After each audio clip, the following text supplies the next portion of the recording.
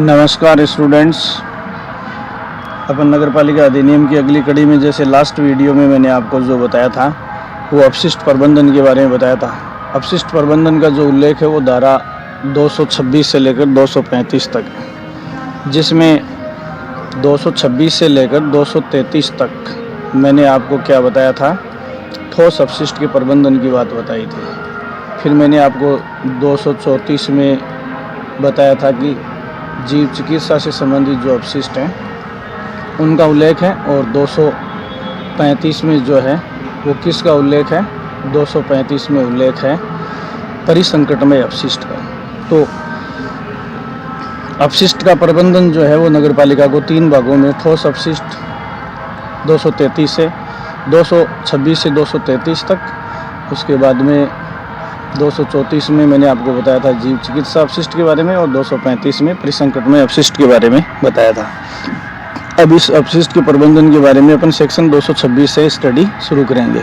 तो देखिए 226 क्या कहता है। सेक्शन 226 ये कहता है कि ठोस अपशिष्ट प्रबंधन और उसके हस्तन या हैंडलिंग, हस्तन को अंग्रेजी में हैंडलिंग लिखा हुआ होता है, ध्यान रखें आप। हस्तन को अंग्रेजी में क्या लिखा होता है, हैंडलिंग लिखा हुआ होता है। तो देखो ठोस अपशिष्ट के प्रबंधन, मैनेजमेंट और हैंडलिंग का जो काम है उसके प्रति नगर पालिका का क्या कर्तव्य है, संबंध में नगर पालिका का कर्तव्य है। तो ठोस अपशिष्ट के मामले में नगर पालिका का क्या कर्तव्य है, तो इस संबंध में अपन मोटी मोटी चीज़ें देखेंगे। देखो इस अधिनियम में नगर पालिका को कहाँ, नगरपालिक क्षेत्र में के भीतर ठोस अपशिष्ट प्रबंधन और हस्तन के विनियमित करने तथा ठोस अपशिष्ट के संग्रहण, ठोस जो अपशिष्ट पदार्थ है उनको कलेक्ट करने, उनको किसी स्थान पर भंडारित करने और किसी अनुकूल स्थान तक ले जाने, मतलब परिवहन करने, प्रसंस्करण का मतलब उसको प्रोसेस करना, अलग अलग करना, और उसको रिसाइकलिंग करना, वैन करना या उसका इस्तेमाल करना, ये सारी ठोस प्रबंधन के संबंध में जो है जिम्मेदारी किसकी है, नगर पालिका की। देखिए नगर पालिका की ये जिम्मेदारी केवल नगरपालिक क्षेत्र के लिए है, नगरपालिक क्षेत्र से बाहर ये जिम्मेदारी ठोस अपशिष्ट प्रबंधन की नगर पालिका की नहीं है। अब देखो ये जो कलेक्ट करने, भंडारित करने, उनका परिवहन करने, प्रसंस्करण और वैन का मतलब उसे वैन डिस्पोज या खर्च करने के संबंध में जो अवसंरचना, कोई भी स्ट्रक्चर यदि बनानी है, कोई गड्ढा करना है, कोई मशीनरी लगानी है, तो इस संबंध में वो सारी शक्तियाँ प्राप्त होंगी जो पर्यावरण संरक्षण अधिनियम 1986 की शक्तियों का प्रयोग करने की अनुमति दी गई है। तो देखो नगर पालिका को पर्यावरण संरक्षण अधिनियम के तहत ठोस अपशिष्ट के संग्रहण, भंडारण, परिवहन और प्रसंस्करण के संबंध में जो शक्तियाँ दी गई है उन सब शक्तियों का वो इस्तेमाल कर सकेगी। ठीक है, इन सभी कार्यों के क्रियान्वयन की जिम्मेदारी नगर पालिका पर रखी गई है। ये सारे कार्य नगरपालिक क्षेत्र में कौन करेगी, नगर पालिका करेगी। ठीक है, अब ये कार्य या तो नगर पालिका स्वयं करेगी या किसी एजेंसी को इसके संबंध में कोई ठेका वगैरह दिया जा सकता है। तो या तो नगर पालिका ये कार्य खुद कर सकती है या किसी एजेंसी या अभिकरण को ये काम सौंपकर करवा सकती है। तो इन कार्यों में मतलब ठोस अपशिष्ट के प्रबंधन और हैंडलिंग के मामले में क्या क्या कार्य शामिल है नगर पालिका के। तो देखो नगर पालिका या संबंधित एजेंसी नगर पालिका ठोस अपशिष्ट का, देखो नगर पालिका क्षेत्र के लिए ही है, नगर पालिका ठोस अपशिष्ट का संग्रहण केंद्र, कचरा पात्र, संग्रहण केंद्र, कचरा पात्र और घर से डोर टू डोर संग्रहण करने और नियमित पूर्व सूचित समय और कार्यक्रमों पर संग्रहण करेगी। तो विशेष तौर से कॉलोनी वाइज भी मतलब समय विशेष के साथ उनका कलेक्शन या हैंडलिंग कर सकती है। ये जिम्मेदारी कौन करेगी, या तो नगर पालिका खुद करेगी या किसी एजेंसी से ये कार्य नगर पालिका करवा सकती है। ठीक है, फिर अगर नगर पालिका क्षेत्र में कोई होटल, भोजनालय, कार्यालय, कॉम्प्लेक्स और वाणिज्यिक क्षेत्र हैं, ठीक है, उनको शामिल करते हुए गंदी बस्ती और आदिवासी क्षेत्रों और अन्य इलाकों के अपशिष्ट से संग्रहण हेतु भी नगर पालिका उपाय करेगी। तो इन सभी क्षेत्रों से कोई गंदी बस्ती है, आदिवासी का मतलब नॉन रेजिडेंशियल एरिया में यदि किसी प्रकार का कचरा है तो वहाँ से भी कचरे को कलेक्ट करने की जिम्मेदारी किसकी है, नगर पालिका की है। तथा ये कार्य नगर पालिका स्वयं कर सकती है या किसी एजेंसी से ये कार्य करवा सकती है। इस प्रकार नगर पालिका अपने द्वारा संग्रहित किए गए ठोस अपशिष्ट को दैनिक आधार पर डिस्पोज करने के लिए नियमित अंतराल पर नियंत्रित अंतराल पर हटाएगी ये हटाएगी ऐसे पढ़ना है आपको, ये हटाएगी मतलब निश्चित समय अंतराल पर ऐसे अपशिष्ट को नगर पालिका है जो हटाएगी। ये जो शब्द है इसको आप ठीक करेंगे, हटाएगी। फिर देखो कोई वधशाला जैसे कोई बूचड़खाना है, मांस मछली बाजार है, ठीक है, तथा कोई फल और सब्जी बाजार है, उनसे कोई जैव अपघटनीय अथवा बायोडिग्रेडेबल अपशिष्ट मतलब जो समय के साथ साथ जीवाणु से नष्ट किए जाने वाला अपशिष्ट है का पर्यावरण अनुकूलन रीति से उपयोग करेगी। ठीक है, तो यदि जैसे वधशालाओं बूचड़खानों से जो कार्बनिक मटेरियल बनता है, मांस मछली बाज़ारों से या सब्जी बाज़ारों से या फ्रूट बाज़ारों से कोई भी कचरा निकलता है, वो सारा कचरा कैसा है, जैव अपघटनीय मतलब जीवाणु से अपघटित हो जाता है। तो इनको किस तरीके से नगर पालिका इस्तेमाल करेगी उसकी व्यवस्था भी नगर पालिका को खुद को ही करनी होगी। फिर धारा 227 में देखिए क्या है, ठोस अपशिष्ट का प्रबंधन और हस्तन का मतलब हैंडलिंग और बिल बनाने और प्रभारों के संग्रहण का सौंपा जाना। तो नगर पालिका अपने क्षेत्र में यदि इस प्रकार की वस्तुओं का प्रबंधन करती है तो इस संबंध में किसी प्रकार का बिल या कोई चार्जेज जो है वो उसके ऊपर लगा सकती है। किस पर? जिस व्यक्ति के दरवाजे से या जिस परिसर से उसका कलेक्शन करती है। ठीक है, नगर पालिका ठोस अपशिष्ट के प्रबंधन और हस्तन हेतु मतलब उसको संग्रहित, भंडारित, अलग करने, परिवहन करने, उसका प्रोसेस या प्रसंस्करण करने आदि के लिए अवसंरचना विकास के लिए अगर कोई भी स्ट्रक्चर बनाई जा रही है, कोई गड्ढा बनाया जा रहा है, कोई टैंक बनाया जा रहा है, तो उसके लिए कोई प्रभार मतलब कोई चार्ज या फीस जो है वो संदा किया जाएगा तथा कितना संदा किया जाएगा ये समय समय पर नगर पालिका खुद निर्धारित करेगी। तो कहने का मतलब है नगर पालिका की ये सेवाएं जो हैं ठोस अपशिष्ट के प्रबंधन के लिए संग्रहण, भंडारण, पृथक्करण, परिवहन और प्रसंस्करण संबंधी तो ये समस्त जो बातें हैं उनके लिए नगर पालिका कोई चार्ज अधिरोपित कर सकती है। अगला देखिए, मुख्य नगर पालिका अधिकारी नगर पालिका के पूर्व अनुमोदन से कार्य के संबंध में बिल बनाने और प्रभारों के संग्रहण के लिए किसी ऐसे अधिकरण को यह कार्य सौंप सकेगी जो या तो नगर पालिका के अधीन कार्य कर रहा है या नगर पालिका से स्वतंत्र है। तो ये कार्य जो नगर पालिका के अधीन काम करने वाली कोई एजेंसी है उससे भी हो सकता है और कोई स्वतंत्र कार्य करने वाली एजेंसी से भी नगर पालिका ऐसा कार्य करवा सकती है। ये जो है 227 में है। फिर 228 में देखो क्या बताया गया है, 228 में ठोस अपशिष्ट का नगर पालिका की संपत्ति होना।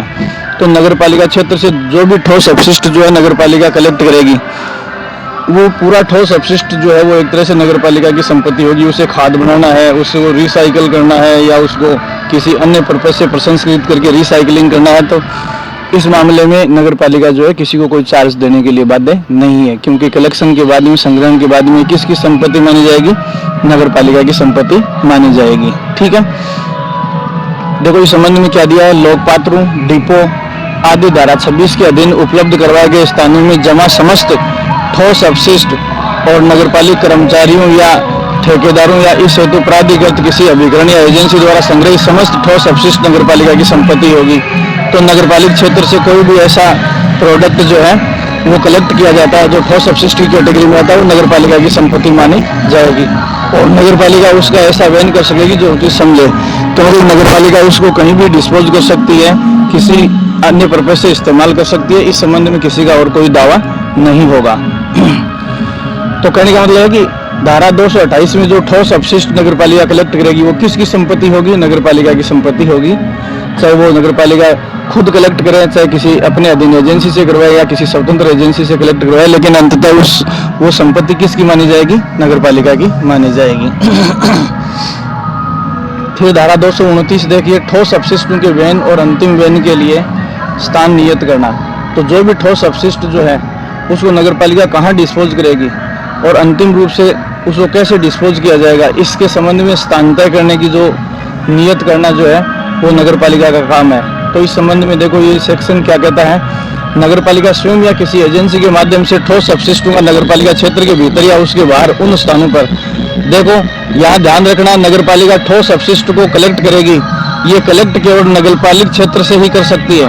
मतलब नगरपालिका की जिम्मेदारी नगरपालिका के क्षेत्र से ही ठोस कचरे का प्रबंधन करने की है, नगरपालिका के बाहर से उस ठोस कचरे का प्रबंधन करने की जिम्मेदारी नहीं है। लेकिन ध्यान रखना है कि नगरपालिका के भीतर से जिस ठोस कचरे को नगरपालिका ने उठाया है उसको जब डिस्पोज करने की बात आती है तो डिस्पोज वो किसी नगरपालिका के क्षेत्र में भी कर सकती है और नगर पालिका क्षेत्र से बाहर भी कर सकती है। देखो, उस नगर पालिका क्षेत्र के भीतर भी ऐसे ठोस कचरे को डिस्पोज कर सकती है और नगर पालिका क्षेत्र से बाहर भी डिस्पोज करवा सकेगी। जहां वह उचित समझती है वहीं उसको डिस्पोज करवा सकती है। वह स्थान नगर पालिका क्षेत्र के भीतर या बाहर कहीं भी हो सकता है, लेकिन ठोस कचरे का कलेक्शन की जो जिम्मेदारी है वो केवल नगर पालिका क्षेत्र से है, नगर पालिका की। ठीक है। नगर पालिका सामान्यतया ऐसे स्थानों पर ठोस को डिस्पोज करने का कार्य नहीं करेगी जिन्हें इस अधिनियम के लागू होने से पहले इस प्रयोजन इस्तेमाल नहीं किया गया था। तो देखो, नगर पालिका अधिनियम 2009 के लागू होने से पहले यदि किसी स्थान को ठोस कचरे को डिस्पोज करने के लिए इस्तेमाल नहीं किया जाता था, तो इस अधिनियम के लागू होने के बाद भी नगर पालिका ऐसे स्थान को ठोस कचरे को डिस्पोज करने के लिए इस्तेमाल नहीं करेगी। ठीक है। परंतु इस पर भी क्या है, देखो, नगर पालिका अधिनियम 2009 लागू होने से पहले सामान्यतया जिन स्थानों का ठोस कचरे को डिस्पोज करने के लिए इस्तेमाल नहीं किया जाता था वहाँ डिस्पोज नहीं किया जाएगा। लेकिन कुछ परिस्थितियां हैं जिनमें नगर पालिका ऐसे स्थानों को ठोस कचरे को डिस्पोज करने के लिए इस्तेमाल कर सकती है जिन्हें नगर पालिका अधिनियम से पहले डिस्पोज करने के लिए चिन्हित नहीं किया गया था। वो कौन सी कंडीशंस हैं जिनमें ऐसे ठोस कचरे को डिस्पोज करने के लिए नगर पालिका जो है वो इस्तेमाल कर सकती है? तो देखो, ऐसा करना किसी विकास योजना या भू उपयोग नियंत्रण से संबंधित कानून के तहत विधि के अनुरूप हो। यदि नगर पालिका की किसी विकास योजना या किसी कानून के तहत यदि किसी ऐसे स्थान का इस्तेमाल करना कानूनन उचित है तो उस स्थान को नगर पालिका इस्तेमाल कर सकती है। तो सामान्यतः यूज नहीं करेगी उन स्थानों का, लेकिन अगर किसी विकास योजना या भूमि के उपयोग से संबंधित कानूनों में यदि ये बात लिखी हुई है या उनके अनुकूल है तो ऐसा नगर पालिका कर सकेगी। दूसरा देखिए, ऐसी किसी विधि के अभाव में राज्य सरकार के अनुमोदन से भी नगर पालिका ऐसा कर सकती है। तो देखो, अगर नगर पालिका अधिनियम 2009 से पहले किसी स्थान का ठोस कचरे के डिस्पोज करने के लिए इस्तेमाल नहीं किया जाता था और उस स्थान को किसी विधि में भी अगर इस्तेमाल करने की बात नहीं कही गई है, उसके बावजूद भी अगर राज्य सरकार से अनुमोदन ले ले नगर पालिका, तो ऐसे स्थान को ठोस कचरे को डिस्पोज करने के लिए नगर पालिका इस्तेमाल कर सकती है। तो ध्यान रखना है, सामान्यतया 2009 से पहले जिस स्थान को इस्तेमाल नहीं किया जाता था उसे नहीं किया जाएगा, लेकिन यदि किसी नगर पालिका की योजना व कानून के तहत यदि अनुकूल है उसका इस्तेमाल करना तो कर सकती है। और मान लो किसी कानून में भी ऐसी व्यवस्था नहीं है तो भी नगर पालिका यदि राज्य सरकार से परमिशन ले ले, अनुमति ले ले, तो ऐसे स्थान पर कचरे को डिस्पोज किया जा सकता है।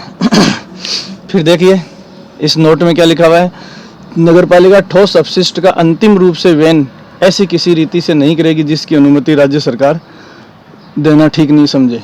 तो देखो, ठोस कचरे का डिस्पोज सामान्यतः नगर पालिका अपने हिसाब से करती है, लेकिन अगर किसी तरीके से ठोस कचरे के डिस्पोज पर प्रतिबंध लगा रखा है राज्य सरकार ने, तो राज्य सरकार के द्वारा प्रतिषिद्ध या निषेध की गई रीतियों से ठोस कचरे का प्रबंधन नगर पालिका नहीं करेगी।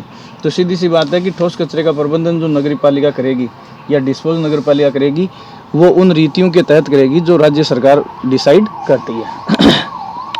फिर देखिए, धारा 230 में क्या दिया गया है, परिसरों के स्वामियों और अधिभोगियों का ठोस अपशिष्ट से उत्पन्न होने वाले स्रोत पर भंडारण करने का कर्तव्य। देखो, उत्पन्न होने वाले स्रोत पर ही भंडारण करने का। तो देखो, कोई भी भवन या भूमि का स्वामी या अधिभोगी, मतलब उस जमीन का इस्तेमाल करने वाला कोई किराएदार वगैरह है, वो ठोस अपशिष्ट को उत्पन्न होने के स्रोत पर ही भंडारण करने का कर्तव्य। जहाँ ऐसा ठोस कचरा उत्पन्न होता है उसको कहीं कॉलोनी में या गलियों में या रास्तों पर अस्त व्यस्त बिखेरने की बजाय जहाँ वो कचरा उत्पन्न होता है वहीं उसको भंडारण करेगा, वहीं उसको कलेक्ट करेगा। ठीक है। इस संबंध में देखो, ये धारा 230 क्या कहती है कि नगर पालिका क्षेत्र की समस्त भूमियों और भवनों के स्वामी और अधिभोगियों का यह कर्तव्य होगा। देखो, नगर पालिका क्षेत्र के जितने भी भूमि और भवनों के स्वामी हैं उनकी ये जिम्मेदारी होगी किस संबंध में, ठोस कचरे के संबंध में। क्या क्या होगी कि परिसरों में नियमित आधार पर झाड़ू लगवाए और सफाई करवाए। देखो, नियमित आधार पर झाड़ू लगवाए और सफाई करवाए, तो अपने परिसरों में नियमित आधार पर झाड़ू लगवाने की और सफाई करवाने की जिम्मेदारी जो है वो किसकी होगी, नगर पालिका की होगी। ठीक है। दूसरा यह है कि विभिन्न प्रकार के अपशिष्ट आपस में नहीं मिले, ये सुनिश्चित करने के लिए अलग अलग पात्रों और थैलियों का इस्तेमाल किया जाएगा। देखो, पहली बात तो नियमित झाड़ू लगाएगा। ठीक है। फिर अलग अलग कचरे को अलग अलग पात्रों में अलग अलग थैलियों में पैकेजिंग करेगा, और ये अलग अलग पात्रों में पैकेजिंग करने के लिए क्या क्या किया जाएगा, कार्बनिक और जैव अपघटनीय अपशिष्ट। तो तो देखो कार्बनिक और जैव अपघटनीय अपशिष्ट जिनको जीवाणु या सूक्ष्म जीवों द्वारा डिस्पोज किया जा मतलब अपघटित किया जा सकता है, उनको अलग किया जाएगा। और पुनः प्रसंस्करण योग्य या गैर जैव अपघटनीय अपशिष्ट जिनका सूक्ष्म जीवों द्वारा अपघटन नहीं किया जा सकता, उनको अलग किया जाएगा। और जिनका सूक्ष्म जीवों द्वारा अपघटन किया जा सकता है, सूक्ष्म जीवों द्वारा अपघटन किया जा सकता है, ठीक है, उनको अलग। इसके अलावा घरेलू परिसंकटमय अपशिष्ट यदि है तो उसको अलग पात्र या अलग थैली में पैक किया जाएगा। फिर ऐसे पात्रों को अच्छी दशा में और व्यवस्थित रखा। जिन पात्रों में ऐसे अपशिष्टों को कलेक्ट किया जाएगा उनको उचित दशा में रखा जाएगा और व्यवस्थित करके रखा जाएगा। इसके अलावा कोई कूड़ा करकट, गणोत्पादक पदार्थ, गंदगी, व्यावसायिक कूड़ा, मृत जानवरों के शव, जीव चिकित्सा अपशिष्ट या अन्य प्रदूषित या घृणित पदार्थ को सम्मिलित करते हुए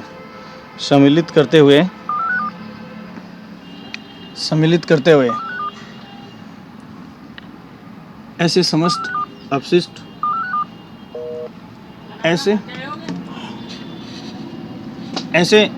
अपशिष्टों को जो अपने परिसरों से संग्रहित किए जाने हैं और सामुदायिक कचरा पात्र में या पात्रों में ऐसे समय और स्थानों पर जमा किए जाने हैं, जैसा कि मुख्य नगरपालिक अधिकारी नोटिस द्वारा विनिर्दिष्ट करें और एकत्रित करें। तो देखो, मुख्य नगरपालिका अधिकारी के निर्देशानुसार निर्धारित स्थानों पर और निर्धारित कचरा पात्रों में उनको कलेक्ट किया जाएगा। फिर होते हैं, वो एक वीडियो बना दो,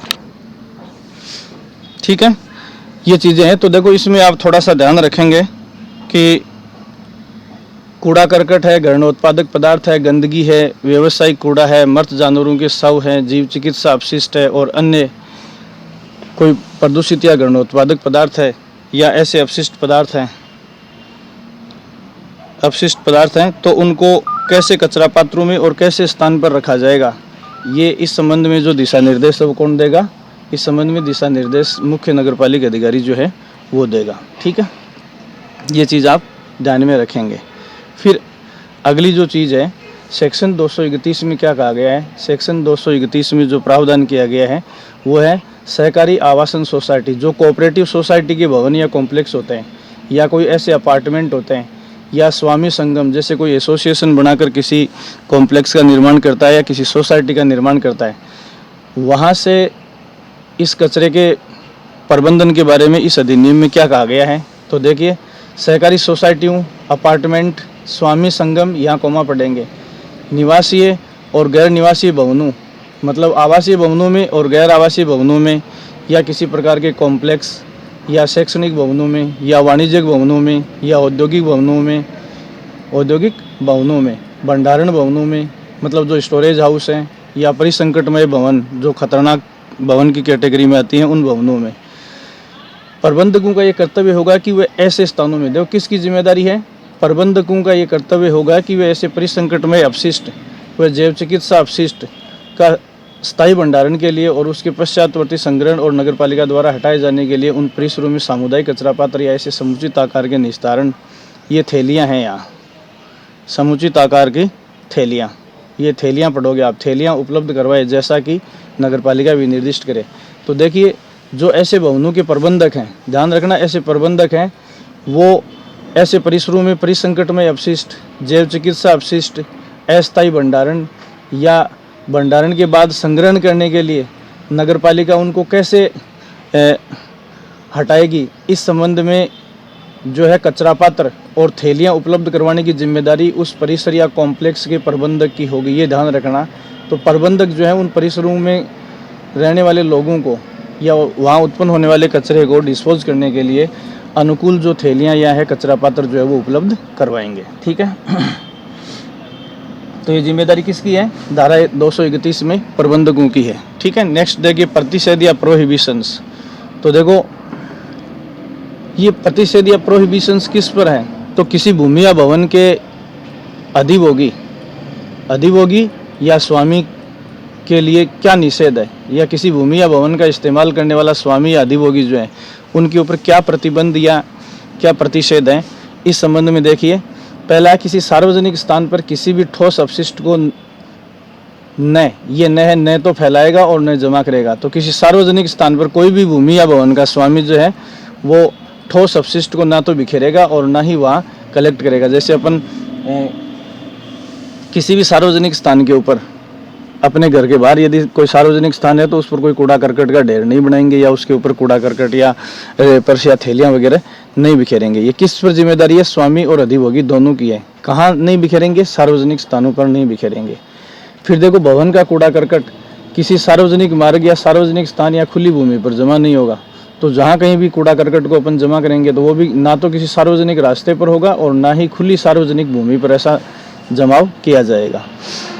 फिर सार्वजनिक स्थानों पर किसी गंदगी वाले पदार्थों को नहीं खिलाएगा। देखो, सार्वजनिक स्थानों पर किसी गंदगी वाले पदार्थ को नहीं खिलाएगा। खिलाएगा मतलब है कि बिखेरेगा। फिर दूसरा है, मृत जानवरों के साथ या उनके शव के किसी भाग को किसी ऐसे स्थान पर जमा नहीं करेगा जो इस हेतु निर्धारित निश्चित नहीं है। तो देखो, नगरपालिका कोई मृत जानवरों का शरीर है या शरीर का कोई भाग है, उसको उन्हीं स्थानों पर कोई अधिभोगी या स्वामी छोड़ेगा या रखेगा जिन स्थानों को नगरपालिका ने इस हेतु डिसाइड कर रखा है। और यदि नगरपालिका ने इस हेतु किसी स्थान को डिसाइड नहीं कर रखा है तो ऐसे स्थान पर नगरपालिका जो है जानवरों के शवों को नहीं बिखेरेगी। फिर सेक्शन 233 देखो क्या कहती है। सेक्शन 233 ये कहती है कि मार्गों को गंदा करने और कोई ठोस अपशिष्ट जमा करने या फेंकने के लिए दंड।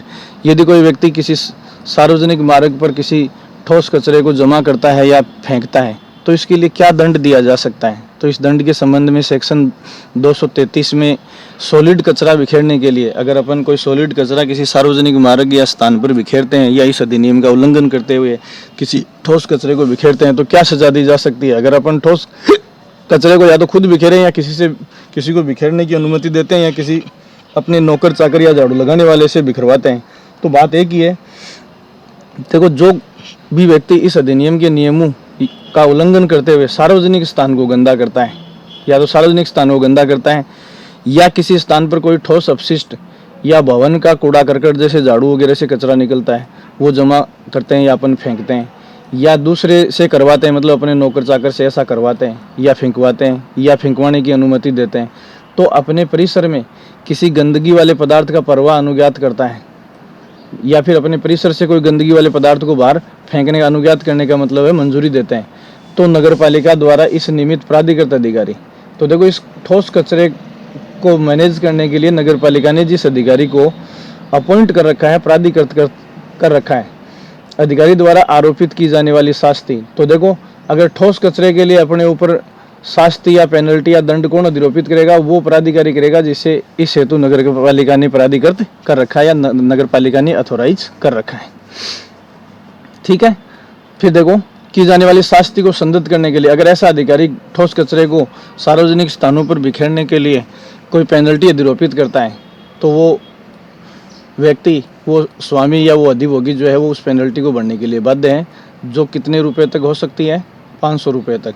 तो देखो, अपन किसी सार्वजनिक मार्ग पर या किसी सार्वजनिक भूमि पर ठोस कचरे को बिखेरते हैं तो नगरपालिका द्वारा प्राधिकृत अधिकारी अपने ऊपर अधिकतम कितनी पेनल्टी अधिरोपित कर सकता है, कितना जुर्माना लगा सकता है? 500 रुपये तक का जुर्माना उस कचरे के लिए हमारे ऊपर लगा सकता है। ठीक है, ये चीज़ आप ध्यान रखेंगे। ठोस कचरे के सार्वजनिक स्थानों पर बिखेरने के लिए जो अधिकतम जो जुर्माना है वो 500 रुपये तक, 500 रुपये से अधिक नहीं हो सकता, कम कितना भी हो सकता है। फिर देखिए, धारा 234, इसमें जीव चिकित्सा अपशिष्ट की बात की गई है। धारा 234 में बायो मेडिकल अपशिष्ट की बात की गई है। तो बायोमेडिकल वेस्टेज में क्या है? तो देखो, पर्यावरण संरक्षण अधिनियम 1986 के तहत केंद्र सरकार द्वारा शक्तियों का इस्तेमाल करते हुए केंद्र सरकार द्वारा प्रदत्त आएगा, यहाँ ये शब्द लिखेंगे, केंद्र सरकार द्वारा प्रदत्त शक्तियों का इस्तेमाल करते हुए नियम बनाए जाते हैं। तो नगरपालिका जो है वो ठोस अपशिष्ट के प्रबंधन के लिए किस कानून की शक्तियों का इस्तेमाल करते हुए नियम बनाएगी? पर्यावरण संरक्षण अधिनियम 1986 के प्रावधानों का या नियमों का अनुसरण करते हुए नगरपालिका कानून बना सकती है, तथा उनमें से जो नियम जिस सीमा तक नगरपालिका पर लागू होते हैं उनको विनियमित करने की जिम्मेदारी नगरपालिका की होगी। तो देखो, सीधी सी बात है कि पर्यावरण संरक्षण अधिनियम 1986 के कुछ नियम ऐसे हैं जिनको लागू करने की जिम्मेदारी किसकी है? नगरपालिका की। और जिन नियमों को, इस पर्यावरण संरक्षण अधिनियम के नियमों को लागू करने की जिम्मेदारी नगरपालिका की है, तो नगरपालिका उनमें होने वाली किसी चूक के लिए खुद जिम्मेदार होगी। तथा ये कार्य नगर पालिका, तो पर्यावरण संरक्षण अधिनियम के तहत जो जिम्मेदारी नगर पालिका को दी गई है उस जिम्मेदारी को या तो नगर पालिका स्वयं पूरा कर सकेगी या वो अपने द्वारा प्राधिकृत किसी एजेंसी या अभिकरण से करवा सकती है। अभिकरण हिंदी का शब्द है और एजेंसी अंग्रेजी का शब्द है। तो ऐसा ठोस प्रबंधन के लिए जो पर्यावरण संरक्षण अधिनियम में नगर पालिका की जिम्मेदारी है उसको पूरा या तो नगर पालिका खुद करेगी या अपने द्वारा प्राधिकृत किसी अभिकरण या एजेंसी से ऐसा करवा सकेगी। ठीक है, नेक्स्ट देखिए धारा 235। तो देखो धारा 226 से लेकर धारा 233 तक मैंने किसकी बात बताई है? ठोस कचरे के प्रबंधन की या ठोस अपशिष्ट के प्रबंधन की बात की है। ठीक है, अब दूसरे टाइप का जो मैनेजमेंट है वो किसका है? वो है परिसंकटमय अपशिष्ट का। हैजार्डियस वेस्टेज कौन से होते हैं? तो देखो जैसे मैंने आपको बताया कि ठोस अपशिष्ट का प्रबंधन जो है वो पर्यावरण संरक्षण अधिनियम के तहत ही किया जाएगा और हैजार्डियस जो वेस्टेज है उनको भी हम पर्यावरण संरक्षण अधिनियम 1986 के तहत ही परिभाषित करते हैं या इनकी परिभाषा भी पर्यावरण संरक्षण अधिनियम 1986 में ही दी गई है। तो देखिए परिसंकटमय पदार्थ के संबंध में जो है वो ये अधिनियम क्या कहता है? ये तो परिसंकटमय अपशिष्ट के प्रबंधन की जो जिम्मेदारी है 235 में। तो देखो नगर पालिका केंद्र सरकार द्वारा पर्यावरण संरक्षण अधिनियम 1986 की शक्तियों का प्रयोग करते हुए जिन नियमों को बनाती है, तो इस अधिनियम के तहत नगर पालिका को केंद्र सरकार जो शक्तियां सौंपती है तथा वे जहां तक नगर पालिका पर लागू होते हैं उस सीमा तक परिसंकटमय अपशिष्ट का प्रबंधन एवं हस्तन का मतलब हैंडलिंग है, प्रबंधन एवं हस्तन मैनेजमेंट और हैंडलिंग का कार्य स्वयं कर सकती है या अपने द्वारा प्राधिकृत किसी व्यक्ति से करवा सकती है। तो देखिए आप ध्यान रखेंगे ठोस मैनेजमेंट, पूरे ठोस मैनेजमेंट की जिम्मेदारी किसकी नहीं है? नगर पालिका की नहीं है। और पूरे परिसंकटमय अपशिष्ट के मैनेजमेंट की जिम्मेदारी भी पर्यावरण संरक्षण अधिनियम में किसकी नहीं है? नगर पालिका की नहीं है। तो देखो पर्यावरण संरक्षण अधिनियम के तहत नगर पालिका ठोस अपशिष्ट और परिसंकटमय अपशिष्ट के मैनेजमेंट के लिए उसी सीमा तक जिम्मेदार रहेगी जिस सीमा तक नगर पालिका को पर्यावरण संरक्षण अधिनियम में जिम्मेदार बनाया गया है। ठीक है, नेक्स्ट धारा 236। तो देखो धारा 236 में यह कि कुछ बहिर्गत भागों के लिए अनुज्ञा आवश्यक है। देखो कुछ बहिर्गत भागों के लिए अनुज्ञा आवश्यक, अनुज्ञा का मतलब है अनुमति आवश्यक है। तो देखो नगर पालिका के क्षेत्र में कुछ बहिर्गत भाग जो हैं उनमें नगर पालिका से जो अनुमति या परमिशन ली जाएगी वो किस संबंध में है? तो इस संबंध में देखो पहली बात ये कही गई नगर पालिका यातायात की बहुलता या अधिकता और लोक सुविधा को ध्यान में रखते हुए सार्वजनिक मार्ग में पड़ने वाले भवनों के स्वामी और अधिभोगियों को उन भवनों की ऊपर वाली मंजिल पर कोई खुला बरामदा, बालकनी, कमरा बनाने की लिखित अनुज्ञा दे सकेगी। बहुमंजिला भवन बनाने की अनुमति, ये देखो। तो देखो बहुमंजिला भवन बनाने की अनुमति देने स्वामियों और अधिभोगियों को, कौन से स्वामी और अधिभोगियों को? देखो सार्वजनिक मार्ग के ऊपर जिन लोगों का घर या जमीन पड़ती है उनको बहुमंजिला इमारत बनाने की जो परमिशन है वो कौन देगी? नगर पालिका। या बहुमंजिला इमारत, उस पर बरामदा, कोई बालकनी या बाहर की तरफ कोई कमरा बनाने की अनुमति ऊपर की तरफ, ये कौन? नगर पालिका दे सकती है। कौन से स्थानों पर? सार्वजनिक मार्गों पर। तो यदि सार्वजनिक मार्ग पर किसी का घर है या भूमि है तो उसको बहुमंजिला भवन बनाने की अनुमति किससे लेनी पड़ेगी? नगर पालिका से लेनी पड़ेगी। फिर देखिए दूसरी बात, इस प्रकार नगर पालिका द्वारा किसी बहिर्गत भाग की अनुज्ञा के बिना, मतलब कोई व्यक्ति अपने घर के बाहर की तरफ या ऊपर बिना अनुमति के या नगर पालिका के आदेशों के उल्लंघन में कोई भी स्वामी या अधिभोगी जो है, कोई भी स्वामी या अधिभोगी जो है वो किसी प्रकार का निर्माण कर लेता है तो उसको क्या दंड दिया जा सकता है? तो देखो उसको 5,000 से लेकर 10,000 तक, न्यूनतम 5,000 और अधिकतम 10,000 रुपये का जुर्माना किया जा सकता है। कहने का मतलब है कि यदि अपना घर किसी सार्वजनिक मार्ग पर स्थित है और हम उसके ऊपर नगर पालिका की परमिशन के बिना कोई भवन या बरामदा बना लेते हैं तो उस स्थिति में अपने ऊपर 5,000 से लेकर 10,000 रुपये तक का जुर्माना हो सकता है। ठीक है, और यदि ऐसा कोई स्वामी या अधिभोगी इस धारा के अधीन दंडित किया जाता है तथा वह बहिर्गत भाग को हटाने में असफल रहता है तो देखो पहली बात तो ये जुर्माना लगेगा और उस बहिर्गत भाग को हटाने का आदेश भी दिया जाएगा। ठीक है, और उस बहिर्गत भाग को हटाने का आदेश दिए जाने के बाद भी यदि कोई व्यक्ति उस भाग को नहीं हटाता है या उसको हटाने में असफल रहता है तो जब तक वो उस बहिर्गत भाग का निर्माण बिना अनुमति के किया है उसको नहीं हटाएगा तब तक प्रतिदिन 50 रुपये से लेकर 100 रुपये तक का आर्थिक दंड उस व्यक्ति के ऊपर पर डे के हिसाब से लगाया जा सकता है। अगर आदेश देने के बाद में 30 दिन तक अपन नहीं हटाएंगे तो 30 गुणा 50 से लेकर 100 के बीच में जितनी भी पेनल्टी लगाई जाएगी वो पेनल्टी हमें चुकानी पड़ेगी। फिर देखिए तीसरा, नगरपालिका लिखित सूचना द्वारा किसी भवन के स्वामी या अधिभोगी से किसी बहिर्गत भाग के अतिक्रमण या अवरोध को हटाने या परिवर्तित करने की अपेक्षा कर सकेगी। तो देखो, अगर हमने अपने घर के बाहर किसी सार्वजनिक मार्ग पर किसी प्रकार का किसी भी स्वामी या अधिभोगी ने कोई अवरोध या अतिक्रमण या तो किसी सार्वजनिक मार्ग के ऊपर अतिक्रमण कर रखा है या हमने कोई अवरोध, कोई बैरियर खड़ा कर दिया, जैसे अपने पार्किंग के लिए तार खींच दिए तो ये बैरियर हो गया, अवरोध हो गया, तो उसको हटाने की अपेक्षा नगरपालिका करेगी, चाहे ऐसा निर्माण नगरपालिका का भाग बनने से पहले किया गया हो या नहीं। तो जैसे उस भवन के नगरपालिका क्षेत्र में आने से पहले भी यदि ऐसा किया गया तो उसको भी हटाने का आदेश नगरपालिका दे सकेगी। फिर देखिए इसमें क्या कहा गया है, यदि किसी सार्वजनिक मार्ग पर मुड़े हुए या प्रक्षिप्त किसी भाग को हटाने या परिवर्तित करने की अपेक्षा नगरपालिका कर सकेगी जो किसी मार्ग पर सुविधाजनक आवागमन के लिए अवरोध है। जैसे ये देखो, सार्वजनिक मार्ग पर मुड़े हुए या प्रक्षेपित, जैसे किसी का ऐसा भाग है, इस हिसाब से रास्ता है और इसके ऊपर ये भवन बने हुए हैं, तो ऐसे यहाँ से किसी भाग को हटाने का की अपेक्षा है वो नगरपालिका कर सकती है यदि आवागमन में किसी प्रकार की दिक्कत होती है तो। लेकिन इस प्रकार यदि कोई हिस्सा हटाया जाएगा तो उसका मुआवजा है वो नगरपालिका देगी। अगर ऐसा निर्माण किसी अनावृत या खुली नाली या मलनाली के आगे निकला हुआ है, तो देखो नगरपालिका ने नाली बना रखी है और उस नाली के आगे तक अपन ने किसी प्रकार का निर्माण कर रखा है नाली या मलनाली के आगे तक निकला हुआ है या उसमें किसी प्रकार का अवरोध या बाधा उत्पन्न करता है, या तो अपन ने निर्माण नाली के आगे तक कर रखा है या अपन ने निर्माण में इस नाली में किसी प्रकार का अवरोध या बाधा उत्पन्न कर दी है, या किसी भवन रेखा को कम करने वाला है, तो उसे हटाने या परिवर्तित करने की अपेक्षा कर सकेगी। तो ऐसे निर्माण को नगरपालिका हटाने की अपने से अपेक्षा कर सकेगी।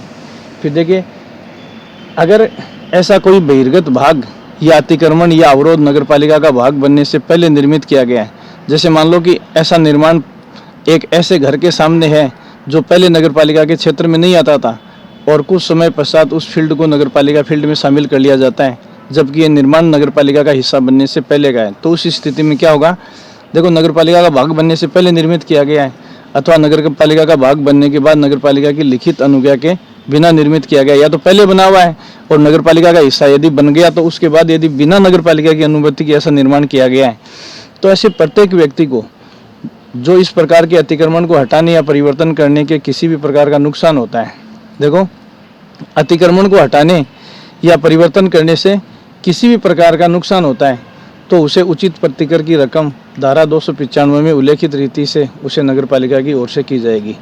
तो देखिए, अगर किसी का ऐसा निर्माण किया हुआ है नगरपालिका का भाग बनने से पहले और उसे हटाने या तोड़ने का काम या इससे संबंधित आदेश जो नगरपालिका देती है, तो उसको तोड़ने का जो खर्चा है वो कौन देगी, नगरपालिका देगी। फिर देखिए धारा 237 क्या कहती है, वर्षा जल के लिए द्रोणी और पाइप। वर्षा जल के लिए द्रोणी, द्रोणी का मतलब है कोई कुंड, खाई और पाइप। तो वर्षा जल को हार्वेस्टिंग सिस्टम से जोड़ने के लिए नगरपालिका की क्या जिम्मेदारी है, तो इस संबंध में देखिए नगरपालिका लिखित नोटिस के द्वारा उस प्रत्येक भवन के स्वामी से उसके भवन की छत और अन्य भागों का जल ग्रहण या वहन करने की ऐसी अपेक्षा कर सकेगी ताकि उसे नगरपालिका द्वारा निर्धारित नीति से इस प्रकार प्रबंधित किया जाए कि वह मार्ग में आने वाले व्यक्तियों पर न पड़े और उसे नुकसान नहीं पहुंचाए। तो देखो, किसी व्यक्ति की छत से वर्षा का पानी ऐसी नाली से आ रहा है और रास्ते के ऊपर गिर रहा है जिससे किसी व्यक्ति के ऊपर गिर सकता है, किसी व्यक्ति का नुकसान हो सकता है, तो ऐसी स्थिति में यदि नगरपालिका आवश्यक समझे तो उचित द्रोणी और पाइप की व्यवस्था करने का आदेश उस भवन के स्वामी को दे सकती है। कहने का मतलब अपने घर की छत का जो बरसात का पानी है वो रास्तों पर या अपने घर से बाहर इस तरीके से नहीं पड़ना चाहिए जो किसी व्यक्ति को नुकसान पहुंचाए, और यदि ऐसा हो रहा है तो उसके लिए पाइप और द्रोणी की व्यवस्था, मतलब किसी कुंड या खाई की व्यवस्था या पाइप की व्यवस्था करने का आदेश हमें कौन दे सकती है, नगरपालिका दे सकती है। तो अगर नगरपालिका हमें ऐसा आदेश देगी तो इस कार्य के लिए नगरपालिका हमें नोटिस देगी। नगरपालिका नोटिस देगी कि आप इस बरसात के पानी को मैनेज करने के लिए कोई द्रोणी या पाइपलाइन बनाएं। और यदि हमें नोटिस मिल गया और नोटिस मिलने के बाद भी हम ऐसी द्रोणी या पाइपलाइन की व्यवस्था नहीं करते हैं और ये हमारा ऑफेंस या अपराध सिद्ध हो जाता है, तो हमारे ऊपर 1000 से लेकर 2000 रुपये तक का जुर्माना। देखो, पानी किसी और के ऊपर पड़ रहा है, नगर पालिका ने उसे रोकने का, बरसात के पानी को रोकने का हमें निर्देश वाला नोटिस दे दिया है, फिर भी हम नहीं रोकते हैं, तो हमारे ऊपर उस नाली से गिरने वाले पानी के लिए 1000 से 2000 रुपये तक का जुर्माना जो है हमारे ऊपर लगाया जा सकता है। न्यूनतम 1000 रुपये और अधिकतम 2000 रुपये का जुर्माना लगाया जा सकता है। ठीक है, ये चीज़ आप ध्यान में रखेंगे। फिर दूसरा देखिए आप इसमें क्या है, सेक्शन 238 हमें क्या कहती है। तो देखो, सेक्शन 238 जो है वो वर्षा जल संग्रहण संरचना का उपबंध करती है। वर्षा जल संग्रहण संरचना, बरसात का पानी जो है वो हम कलेक्ट करेंगे, ऐसी संरचना का उपबंध किस धारा में किया गया है। तो जैसे रेन वाटर हार्वेस्टिंग के जो टैंक अपने घरों में बनते हैं, उसके संबंध में नगरपालिका अधिनियम की धारा 238 में चर्चा की गई है। तो देखिए, क्या ये उपबंध राजस्थान नगरपालिका संशोधन अधिनियम 2010 द्वारा जोड़ी गई। इसका मतलब वो रेन वाटर को कलेक्ट करने का जो प्रावधान है 238 में, ये हमारे मूल नगरपालिका अधिनियम में नहीं था। धारा 238 में वर्षा जल संग्रहण प्रणाली की बात की गई है और इसके नीचे धारा 238 क में पार्किंग स्थानों की बात की गई है। तो पार्किंग स्थानों का जो प्रावधान है वो भी मूल अधिनियम में नहीं था 2009 वाले में। तो देखो, ये बहुत ही इंपॉर्टेंट धारा है, यहाँ से धाराएं याद रखोगे। 238 में वर्षा जल संग्रहण प्रणाली की बात है और 238A में पार्किंग स्थानों की बात की गई है। ठीक है। तो देखिए आप इसमें वर्षा जल संग्रहण संरचना से संबंधित प्रावधान। तो देखो, अगर 300 वर्ग गज से अधिक का कोई भूखंड है, देखो हर प्लॉट में या हर भूखंड में वर्षा जल संग्रहण सिस्टम को तैयार करना जरूरी नहीं है। कौन से भूखंड में वर्षा जल संग्रहण संरचना बनानी जरूरी है? जिसका 300 वर्ग गज से अधिक का भूखंड है तथा उसमें निर्माण कार्य किया जाता है, तो नगरपालिका वर्षा जल संग्रहण प्रणाली स्थापित करने और ऐसी प्रणाली को सदैव चालू रखना अनिवार्य कर सकती है। तो देखो, नगरपालिका कौन से भूखंडों पर के निर्माण के लिए जिनका आकार 300 वर्ग गज से अधिक है और उन पर यदि किसी प्रकार का निर्माण कार्य किया जाता है, तो उन पर जल संग्रहण प्रणाली को विकसित करने और उसे चालू हालत में रखने का निर्देश कौन दे सकती है? नगरपालिका दे सकती है। लेकिन इसके लिए राज्य सरकार द्वारा क्षेत्र और भूमि के उपयोग को ध्यान में रखते हुए रीति निर्धारित की जाएगी, अर्थात राज्य सरकार ऐसा करना अनिवार्य करती है। तो 300 वर्ग गज से अधिक वर्ग वाले भूखंडों में निर्माण करने वाले लोगों को वर्षा जल संग्रहण प्रणाली का निर्माण तथा उसे चालू हालत में रखना अनिवार्य है। तो कहने का मतलब सामान्यतया 300 वर्ग गज से अधिक वाले भूखंडों से में यदि निर्माण होता है, तो उन भवनों की छत का जो पानी है उससे संबंधित स्टोरेज टैंक बनाने के लिए राज्य सरकार जो नियम बनाएगी उनके तहत उसका निर्माण करना जरूरी है।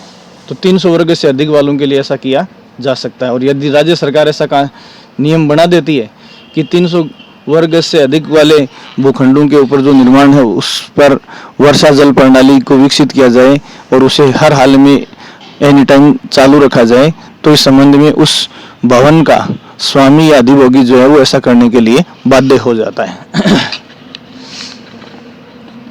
ठीक, देखिए इस संबंध में राज्य सरकार विशिष्ट क्षेत्र के भूजल स्तर को ध्यान में रखते हुए, देखो भूजल स्तर को ध्यान में रखते हुए वर्षा जल संग्रहण प्रणाली को स्थापित करने में छूट दे सकती है। देखो, अगर कहीं भूमिगत जल का स्तर बहुत ही कम है, जैसे 20-30 फीट के ऊपर ही है, तो उन क्षेत्रों में ऐसा करना जरूरी नहीं है। तो देखो, 300 वर्ग गज से अधिक वाले भूखंडों पर निर्माण को राज्य सरकार जो है वो छूट कब दे सकती है? जब उस क्षेत्र का भूजल स्तर जो है वो बहुत ही ऊपर है। ठीक है, लेकिन ऐसी छूट देने के लिए राज्य सरकार को, तो जिन क्षेत्रों को या जिन नगरपालिका क्षेत्रों को ऐसी छूट दी जाएगी जिनमें 300 वर्ग गज से अधिक एरिया वाले भूखंडों का निर्माण होता है, तो उन पर वर्षा जल संग्रहण प्रणाली को विकसित करने की छूट दी जाती है, तो उसके लिए राजपत्र में अधिसूचना जारी की जाएगी। ठीक है, नेक्स्ट आप ये देखिए, धारा 194 के तहत कुछ क्षेत्रों में नगरपालिका की अनुज्ञा से ही निर्माण किया जा सकता है। देखो, आप ध्यान रखेंगे, इस अधिनियम की सेक्शन 194 में मैंने आपको बताया था कि कुछ क्षेत्र ऐसे हैं, जैसे उसमें मैंने आपको बताया था कि जैसे कोई मास्टर प्लान योजना वाला है या कोई विशेष शहरी योजना है या विशेष क्षेत्र में यदि कोई एरिया आता है, तो वहाँ निर्माण जो है वो हर हाल में किसकी अनुमति से होगा? नगरपालिका की अनुमति से ही होगा। ये मैंने पीछे 194 में आपको बताया है। तथा इस धारा के तहत नगरपालिका तब तक ऐसे निर्माण की अनुमति नहीं देगी जब तक कि निर्माण की अनुज्ञा चाहने वाला व्यक्ति अपने द्वारा अपेक्षित निर्माण कार्य के नक्शे में वर्षा जल संग्रहण प्रणाली की व्यवस्था नहीं करता। तो देखिए यहाँ देखो धारा 194 के तहत जिन क्षेत्रों में निर्माण के लिए नगरपालिका की परमिशन जरूरी है, उन क्षेत्रों में नगरपालिका इसी शर्त पर उन लोगों को निर्माण की छूट देगी या निर्माण की अनुमति देगी कि वो अपने निर्माण कार्य के नक्शे में वर्षा जल संग्रहण की प्रणाली को नक्शे में दर्शाएगा और नक्शे के अनुरूप ही उस वर्षा जल संग्रहण प्रणाली को क्या करेगा, उसमें विकसित करेगा अपने भवन में। और विकसित नहीं करेगा, ऐसी जो प्रणाली है, सिस्टम जो उस भवन में लगाया जाएगा वो हमेशा चालू हालत में रहना चाहिए। तथा साथ में अगर आवश्यक हो तो नगरपालिका के समाधान स्वरूप इस संबंध में प्रतिभूति या गारंटी भी ली जा सकती है। तो देखो जिन क्षेत्रों में 194 के तहत अनुमति लेकर ही, नगरपालिका से अनुमति लेकर ही निर्माण किया जा सकता है, वहाँ नगरपालिका इस बात की गारंटी ले सकती है कि आप हमेशा वर्षा जल संग्रहण प्रणाली को अपने भवन में, अपने निर्मित क्षेत्र में हमेशा फिट रखोगे, चालू रखोगे, उसमें किसी प्रकार का विकार या त्रुटि नहीं आएगी, या वर्षा जल संग्रहण प्रणाली जो है वो किसी भी सूरत में बंद या बाधित नहीं होगी। इस बात की गारंटी कौन ले सकती है? नगरपालिका। कौन से मामलों में? जहां 194 के तहत जिन क्षेत्रों में नगरपालिका से निर्माण की अनुमति लेना आवश्यक है। फिर देखिए, अगर इस अधिनियम की धारा 194 या अन्य किसी प्रावधान के तहत किसी भवन के निर्माण के संबंध में अनुमति ली जानी अनिवार्य है तथा इस धारा के तहत उस निर्माण कार्य के साथ वर्षा जल संग्रहण की व्यवस्था करना जरूरी है, तो ऐसे प्रत्येक भवन का स्वामी अपने भवन का निर्माण पूरा करने के बाद विहित रीति से उसकी पूर्णता का प्रमाण पत्र लेगा। तो देखो ध्यान रखना, या तो एक धारा 194 के तहत या किसी अन्य धारा के तहत यदि किसी भवन में वर्षा जल प्रणाली को विकसित करना जरूरी है, तो उस भवन को बनाने के बाद में तब तक उसका स्वामी अधिभोगी जो है उसका इस्तेमाल नहीं करेगा जब तक कि इस भवन की पूर्णता का प्रमाण पत्र नहीं लिया जाता। और उस पूर्णता के प्रमाण पत्र में इस बात का उल्लेख भी किया जाएगा कि इस निर्माण कार्य में वर्षा जल संग्रहण प्रणाली को भली भांति विकसित कर लिया गया है। ठीक है, तब तक उसे उस भवन के अधिभोग या इस्तेमाल की अनुमति नहीं देगी। तो ये पूर्णता का प्रमाण पत्र स्वामी को लेना पड़ेगा और उस पूर्णता के प्रमाण पत्र में वर्षा जल संग्रहण प्रणाली विकसित कर ली गई है, इस बात का भी उल्लेख किया जाएगा। फिर नेक्स्ट बात देखो, ऐसा प्रमाण पत्र जारी करने वाला अधिकारी या प्राधिकारी प्रमाण पत्र तब तक जारी नहीं करेगा जब तक कि उसका ये समाधान नहीं हो जाता कि संबंधित भवन में वर्षा जल संग्रहण प्रणाली को स्थापित कर लिया गया है। तो ये जो सर्टिफिकेट है पूर्णता का प्रमाण पत्र देने वाला अधिकारी तभी देगा जब उसको ये समाधान हो जाएगा कि इस भवन में या इस बिल्डिंग में वर्षा जल संग्रहण प्रणाली से संबंधित सिस्टम को विकसित कर लिया गया है या बरसात के पानी से कहीं भी किसी को दिक्कत नहीं आ सकती, ऐसे स्टोरेज वगैरह की व्यवस्था इस भवन में कर ली गई है। ये कन्फर्म होने के बाद ही पूर्णता का प्रमाण पत्र देने वाला अधिकारी उसे सर्टिफाई करेगा। फिर देखिए, इस धारा के उल्लंघन में नगरपालिका क्षेत्र की किसी भूमि पर जारी रखा गया कोई भी विकास कार्य अधिनियम के उद्देश्य के लिए अपराधिकृत माना जाएगा। तो जिन क्षेत्रों में वर्षा जल संग्रहण प्रणाली अनिवार्य है, उन क्षेत्रों में यदि कोई विकास कार्य कोई व्यक्ति कर रहा है, कोई भवन बना रहा है, किसी भूमि को डेवलप कर रहा है, तो ऐसी सिचुएशन में उस कार्य को गैर प्राधिकृत माना जाएगा या अपराधिकृत माना जाएगा, या यूं कह सकते हैं कि कानून के विरुद्ध माना जाएगा ऐसे निर्माण को। फिर नेक्स्ट बिंदु में देखिए आप, यदि किसी भवन के स्वामी या अधिभोगी द्वारा ये प्रमाण पत्र प्राप्त नहीं किया जाता, मतलब पूर्णता का प्रमाण पत्र जिसमें इस बात का भी उल्लेख होता है कि वर्षा जल संग्रहण प्रणाली को विकसित कर लिया गया है, तो उसे इस अधिनियम के तहत किसी लोक जल प्रदाय प्रणाली से संबंधित नहीं किया जाएगा। लोक जल प्रदाय प्रणाली से संबंधित, देखो जो आदमी इन क्षेत्रों में वर्षा जल प्रणाली को विकसित नहीं करेगा, संग्रहण प्रणाली को विकसित नहीं करेगा, उसे लोक जल प्रदाय, तो जो पानी का कनेक्शन है, लोक जल प्रदाय का मतलब है जो सरकारी कनेक्शन है पानी का, उस सरकारी कनेक्शन से उस व्यक्ति को नहीं जोड़ा जाएगा। कब तक? जब तक वो वर्षा जल संग्रहण को से संबंधित सिस्टम को विकसित नहीं कर लेता, अर्थात उसे सार्वजनिक नल या पानी का कनेक्शन नहीं दिया जाएगा। ये बात इसमें है। फिर देखो, यदि कोई भी व्यक्ति, चाहे वो भवन का स्वामी हो या अधिभोगी हो या ऐसी जल संग्रहण प्रणाली की जांच करने वाला अधिकारी हो, तो देखो स्वामी, अधिभोगी या जो पूर्णता का प्रमाण पत्र देने से पहले जल संग्रहण प्रणाली की जांच करने वाला अधिकारी है, इनमें से कोई भी जैसे बना स्वामी और अधिभोगी निर्मित नहीं करता है और प्राधिकारी गलत तरीके से मान लो वर्षा जल संग्रहण प्रणाली को स्थापित नहीं किया गया किसी भवन में, और इसके बावजूद भी कोई अधिकारी उस भवन को पूर्णता का प्रमाण पत्र दे देता है, तो वो भी दोषी है।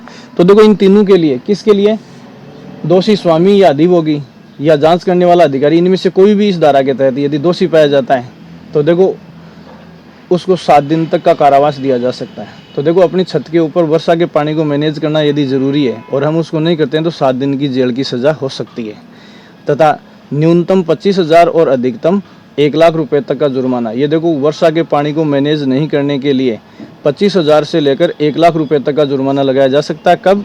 जब हमारे निर्माण क्षेत्र में वर्षा जल संग्रहण प्रणाली को विकसित करना ज़रूरी है, या 7 दिन का कारावास भी हो सकता है और ये दोनों सजाएं भी हो सकती हैं। 7 दिन तक का कारावास भी हो सकता है और 25 से लेकर 1 लाख रुपए तक का जुर्माना भी लगाया जा सकता है। ठीक है, नेक्स्ट आप इसमें देखिए, इस धारा के प्रयोजन के लिए वर्षा जल संग्रहण प्रणाली से तात्पर्य छत के ऊपर की संरचना, मतलब छत के ऊपर की संरचना और भूमिगत टंकी को सम्मिलित करते हुए या घरेलू उपयोग के लिए भूमिगत जल का पुनर्भरण करने के प्रयोजन हेतु भूमि में अंतःस्राव, ये विसर्ग है या अंतःस्राव के लिए वर्षा जल एकत्रित करने हेतु निर्मित स्थायी संरचना से, मतलब छत से लेकर छत की स्ट्रक्चर ऐसी होनी चाहिए, फिर पाइपलाइन होनी चाहिए, फिर भूमिगत टैंक होना चाहिए, फिर उसको रीयूज करने का हमारे पास सिस्टम होना चाहिए। ये सारी चीज़ें यदि इस वर्षा जल संग्रहण प्रणाली की संरचना में शामिल है तभी हम उसको ठीक मानेंगे, अदरवाइज इसको ठीक नहीं माना जाएगा। ये वर्षा जल संग्रहण प्रणाली को विकसित करने के संबंध में धारा 238 में था।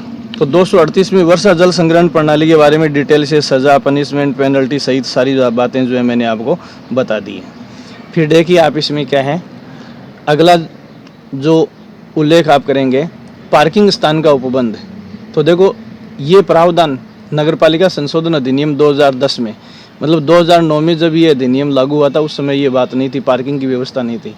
फिर पार्किंग के संबंध में ये जो प्रावधान किया गया पार्किंग स्थान का उपबंध 238 में, ये 15 सितंबर 2010 से लागू हुआ है।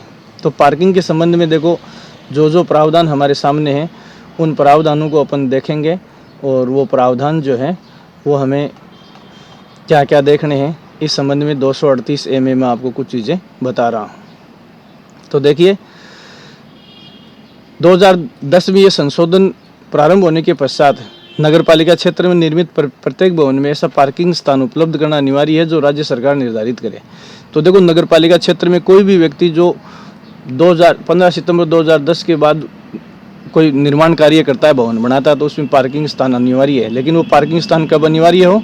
जब राज्य सरकार ने उस निर्माण कार्य के साथ पार्किंग जरूरी कर रखी है तो ही। अगर राज्य सरकार ने किसी नाप के निर्माण में पार्किंग अनिवार्य नहीं कर रखी है तो वहाँ पार्किंग होना जरूरी नहीं है, लेकिन जिन स्थानों के लिए राज्य सरकार ने पार्किंग जरूरी कर रखी है वहाँ पार्किंग होना अनिवार्य है। परंतु राज्य सरकार भूमि के क्षेत्रफल और भवन की स्थिति और उपयोग को ध्यान में रखते हुए राजपत्र में अधिसूचना के माध्यम से भवन या भवनों के किसी वर्ग को इस धारा से पार्किंग स्थान की अनिवार्यता को समाप्त कर सकता है। तो देखो सामान्यतया नगरपालिका क्षेत्र के सभी भवनों में पार्किंग स्थान जरूरी है, लेकिन भवनों के क्षेत्रफल, भवनों की स्थिति कैसी कॉलोनी में है और उनका इस्तेमाल किस तरीके से किया जा रहा है, तो देखो छूट किस किस आधार पर दे सकती है। भवनों के क्षेत्रफल के आधार पर पार्किंग से छूट मिल सकती है, भवन की लोकेशन किस कॉलोनी में है, किस स्थान पर, इस आधार पर छूट दी जा सकती है, और भवनों का इस्तेमाल किस पर्पज़ से किया जा रहा है, किस पर्पज़ के लिए किया जा रहा है, इस आधार पर भी पार्किंग से छूट दी जा सकती है। और इन तीनों में से किसी भी आधार पर यदि राज्य सरकार, देखो पार्किंग स्थलों के निर्माण की छूट नगरपालिका क्षेत्र में देने की शक्ति किसके पास है? राज्य सरकार के पास है, नगरपालिका के पास नहीं है। तो किसी नगरपालिका के भवनों में पार्किंग स्थान होगा या नहीं होगा, ये डिसाइड करने का पावर किसके पास है?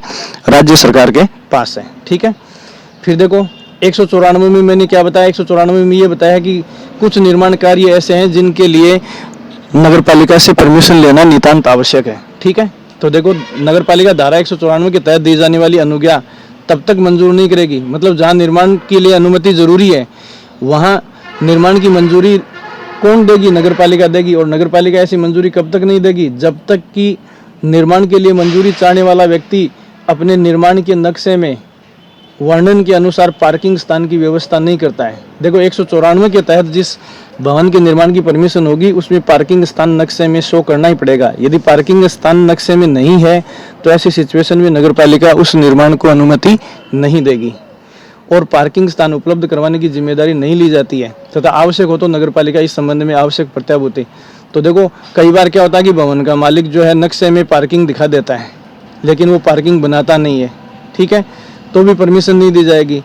फिर अगले के दिमाग में ये भी हो सकता है कि अभी एक बार परमिशन लेने के लिए अपन पार्किंग छोड़ देते हैं और पूर्णतः प्रमाण पत्र लेने के बाद इस पार्किंग वाले स्थान पर अपन निर्माण कर लेते हैं, तो ये भी गलत है।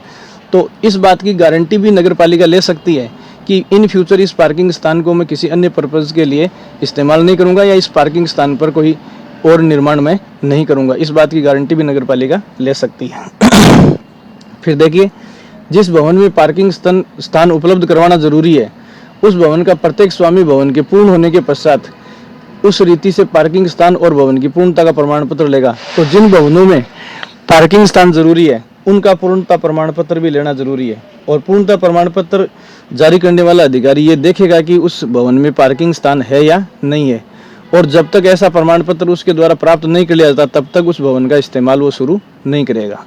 तो देखो, सीधी सी बात है, जिन भवनों में पार्किंग जरूरी है उन भवनों का पूर्णता प्रमाण पत्र लेना जरूरी है, और उस पूर्णता प्रमाण पत्र में इस बात का उल्लेख होगा कि इस भवन में पार्किंग है।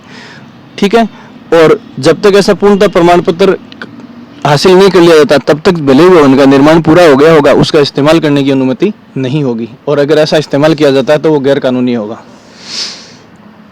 फिर देखो, पूर्णता प्रमाण पत्र जारी करने वाला अधिकारी तब तक ऐसा प्रमाण पत्र जारी नहीं करेगा जब तक उसका इस समाधान नहीं हो जाता कि भवन में पार्किंग स्थान जो है उपलब्ध करवा दिया गया है।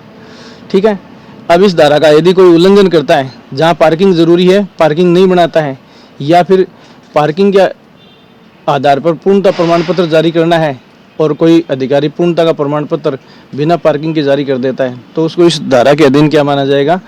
अवैध माना जाएगा। तो देखो, इस धारा का उल्लंघन करते हुए अगर नगरपालिका क्षेत्र की किसी भूमि का उपयोग जारी रखा जाता है, बिना पार्किंग के भवन बनाकर कोई व्यक्ति उस भवन का इस्तेमाल करता है, या इस संबंध में कोई विकास कार्य करता है जहाँ जिस विकास कार्य में पार्किंग जरूरी है और बिना पार्किंग के लिए कोई आदमी विकास कार्य करता है, तो वो गैर प्राधिकृत विकास समझा जाएगा, मतलब अनऑथोराइज्ड है, इलीगल है। ठीक है, इस धारा के तहत जिस भवन के लिए पार्किंग स्थान जरूरी है उस भवन में कोई भी लोक जल पड़ता है, वही बात है, जिस भवन में पार्किंग जरूरी है और पार्किंग नहीं बनाई जाती है, तो जब तक पार्किंग नहीं होगी तब तक उसमें पानी का कनेक्शन नहीं दिया जाएगा। देखिए, लोक जल प्रदाय प्रणाली के संबंध में तब तक कायम नहीं किया जाएगा जब तक कि उसका स्वामी अधि होगी इस धारा के अधीन। तो देखो, दोनों ही बातें हैं, वर्षा जल संग्रहण प्रणाली नहीं लगाएंगे तो भी पानी का कनेक्शन नहीं होगा, और यदि पार्किंग जरूरी है और अपन पार्किंग की व्यवस्था नहीं करते हैं तो भी हमें बिजली का कनेक्शन पानी का कनेक्शन है वो लोक जल प्रदाय का मतलब है कि सरकारी जो नल का कनेक्शन है वो हमें नहीं मिलेगा। ठीक है, फिर देखिए, अगर इस धारा के अधीन कोई व्यक्ति दोषी है जिसको पार्किंग बनानी चाहिए नहीं बनाता है, पार्किंग बना ली, पूर्णता प्रमाण पत्र ले लिया, फिर पार्किंग स्थान को और उद्देश्य से यूज कर लेता है तो भी दोषी है, या फिर जिस अधिकारी को पूर्णता प्रमाण पत्र जारी करना है वो बिना पार्किंग के पूर्णता प्रमाण पत्र जारी कर देता है, या पार्किंग की बिना गारंटी लिए पूर्णता प्रमाण पत्र जारी कर देता है, तो ये सारे इस धारा के तहत क्या माने जाएंगे? गैर प्राधिकृत कार्य माने जाएंगे। तो देखो, पार्किंग संबंधी जो जिम्मेदारी इस धारा के तहत किसी स्वामी, ये यहाँ अधिभोगी है। इस जगह आप क्या पढ़ेंगे? अधिभोगी का मतलब है अधिभोगी, अजीभोगी की जगह क्या पढ़ेंगे? अधिभोगी। कोई स्वामी या अधिभोगी या कोई अधिकारी या प्राधिकारी जिसको पूर्णता प्रमाण पत्र जारी करना है या उसका निरीक्षण करना है, यदि उसका उल्लंघन करता है तो वही बात है, कारावास 7 दिन तक की हो सकती है और 25,000 से लेकर 1 लाख तक का जुर्माना। तो देखो, वर्षा जल संग्रहण प्रणाली विकसित नहीं करने पर भी 7 दिन तक का कारावास और 25,000 से लेकर 1 लाख रुपए तक का जुर्माना। और पार्किंग के मामले में भी दोषी पाए जाने पर स्वामी, अधिभोगी और अधिकारी जो भी दोषी है उसको 25,000 से लेकर 1 लाख रुपए तक के जुर्माने, या इन दोनों से अकेला कारावास हो सकता है, अकेला जुर्माना हो सकता है, कारावास और जुर्माना दोनों हो सकता है। ये चीजें आपको इसमें देखनी है। फिर अगली चीज देखिए आप, सेक्शन 239 में मकानों पर बैरिकेड आदि लगाना, ब्रैकेट्स आदि लगाना। तो देखो, ये क्या, नगरपालिका तेल, गैस आदि से जलाए जाने वाले लैंपों के लिए, बिजली से या अन्य किसी प्रकार की बत्तियों से जलाए जाने वाले लैंपों के लिए, टेलीग्राफ तारों के लिए, टेलीफोन तारों के लिए या अन्य किसी प्रकार के उद्देश्य से ब्रैकेट्स या पाइप जो आवश्यक समझे जाए। जो रसोई में गैस यूज कर रहे हैं तो बाहर ब्रैकेट पाइप लगाएंगे, टेलीफोन तार के लिए अपन ब्रैकेट लगाएंगे। ठीक है, ऊपर मतलब ऐसी स्ट्रक्चर को, बिजली लैंप, गैस तेल से लैंप लगा रहे हैं तो धुआं वगैरह निकलने के लिए बाहर अपन ऐसी संरचना विकसित करेंगे। ठीक है, किसी भी भवन के बाहर अवस्थित कर सकेगी। ठीक है, केवल उसे ध्यान इतना रखना है कि भवन या भवन के पड़ोस में रहने वाले लोगों को किसी प्रकार की असुविधा या न्यूसेंस नहीं होना चाहिए। तो देखो, जब भी अपन बिजली से, ठीक है, बिजली, टेलीफोन, ठीक है, गैस, इनसे संबंधित ब्रैकेट लगाएंगे अपन, कोई भी फिक्सिंग ऑफ ब्रैकेट्स, जो भी मतलब जैसे मीटर वगैरह लगाने हैं, इनकी बात है, तो या कोई पाइप रसोई गैस से बाहर लेनी है या टॉयलेट से बाहर लेनी, तो इस प्रकार की जो स्ट्रक्चर अपन बनाएंगे, वो बनाते समय हम कहीं भी बना सकते हैं, लेकिन उसके लिए ध्यान रखना पड़ेगा कि आस पड़ोस के भवनों में रहने वाले लोगों के लिए किसी प्रकार की असुविधा या न्यूसेंस नहीं होना चाहिए। तो इस पड़ोसियों के न्यूसेंस को ध्यान में रखते हुए हम अपने भवनों में कहीं भी ब्रैकेट्स लगा सकते हैं। फिर देखिए सेक्शन 240 क्या कहता है। सेक्शन 240 ये कहता है कि मार्गों के नाम रखना, मकानों का संख्यांकन करना। तो जैसे नगरपालिका क्षेत्र में मार्गों का नाम रखा जाता है कि अक्ष मार्ग किसी व्यक्तित्व के नाम से रखा जाता है, मकानों का संख्यांक, नंबरिंग की जाती है। इस संबंध में ये अधिनियम क्या कहता है, तो देखो, नगरपालिका समय समय पर प्रत्येक मार्ग और सार्वजनिक स्थान के अंत में या उसके नज़दीक या कोने पर, ये प्रवेश स्थान पर, किसी भवन के किसी सहज दृश्य भाग पर ये नाम लगवाए जाने या पेंट किए जाने की व्यवस्था कर सकेगी, जिससे उस मार्ग और सार्वजनिक स्थान को पहचाना जा सके। मतलब ये कॉलोनी है, ये मार्ग है, ये घर इतने नंबर का है, तो ये सब नगरपालिका जो है वो कर सकेगी। और ये सब होर्डिंग वगैरह ऐसे स्थान पर लगाए जाएंगे जहाँ से आसानी से उनको देखा जा सकता है। लेकिन देखिए, जिससे उस मार्ग और सार्वजनिक मार्ग, तो देखो, सार्वजनिक प्रत्येक मार्ग पर, जिसमें सार्वजनिक और निजी दोनों मार्ग हैं, दोनों पर नगरपालिका ऐसा कर सकती है ताकि उन स्थानों की पहचान की जा सके। लेकिन इस पर लिमिट क्या है? राज्य सरकार द्वारा नगरपालिका को किसी मार्ग, कॉलोनी, मोहल्ले, मार्केट, बाजार, पुल, फ्लाईओवर, उद्यान या किसी अन्य लोक स्थान या पथ को विनिर्दिष्ट नाम से अभिहित करने के लिए निर्देश देना विधिपूर्ण होगा। ये देखो, किसी भी मार्ग वगैरह का नाम रखा जाता है तो इसके लिए राज्य सरकार जो है, राज्य सरकार के निर्देश पर ही नगरपालिका ऐसा कर सकेगी। तो देखो, ऐसे नामकरण तो नगरपालिका करती है, लेकिन नगरपालिका को इसके लिए मार्गदर्शन या निर्देश किससे मिलने जरूरी है? राज्य सरकार से मार्गदर्शन मिलने के बाद ही किसी नगर या गली का, मार्ग या गली आदि का नाम नगरपालिका कर सकती है, और ऐसा निर्देश नगरपालिका पर बाध्यकारी होगा। यदि राज्य सरकार ने किसी गली का नाम या किसी मार्ग का नाम रखने का निर्देश दे दिया है, तो क्या उसका नामकरण करने से नगरपालिका इनकार कर सकती है? नहीं कर सकती, क्योंकि एक बार राज्य सरकार ने जो निर्देश दे दिया वो नगरपालिका को फॉलो करना ही पड़ेगा। नगरपालिका बाध्यकारी है, अर्थात ऊपर राज्य सरकार से यदि आ गया कि इस मार्ग का ये नाम करना है, तो फिर नगरपालिका उसे हर हाल में करेगी। और नगरपालिका अपनी मर्जी से नहीं कर सकती, राज्य सरकार के निर्देश पर ही ऐसा कर सकती है। अर्थात यदि राज्य सरकार किसी मार्ग या सार्वजनिक स्थान, मोहल्ले, मार्केट, बाजार, पुल, उद्यान आदि का नाम रखने का निर्देश देती है, तो वो नाम रखने के लिए नगरपालिका बाध्य होगी। फिर देखो, नगरपालिका समय समय पर भवन के बाहर मुख्य द्वार पर या किसी सहज, ये तो हो गया नाम, मार्ग का नाम। अब ये भवन का संख्यांक, तो कितने नंबर का घर है, ये नंबरिंग करने या नंबरिंग की प्लेट लगा सकेगी। मतलब चाहे तो नगरपालिका नंबरिंग कर सकती है। उस फ्लैट का खर्चा, उस, देखो, ये फ्लैट नहीं है, जो प्लेट घर के सामने लगाई जाएगी, मान लो कि अपने घर के आगे नंबरिंग प्लेट लगाई जाती है, तो उसका खर्चा जो है मकान के स्वामी द्वारा वहन किया जाएगा। लगाएगी नगरपालिका, अगर चाहती है नगरपालिका, लगाना चाहती है और लगा देती है, हमारी इच्छा के विरुद्ध भी लगा देती है, तो उस प्लेट का खर्चा हमें देना पड़ेगा। ये बात आपको ध्यान में रहे।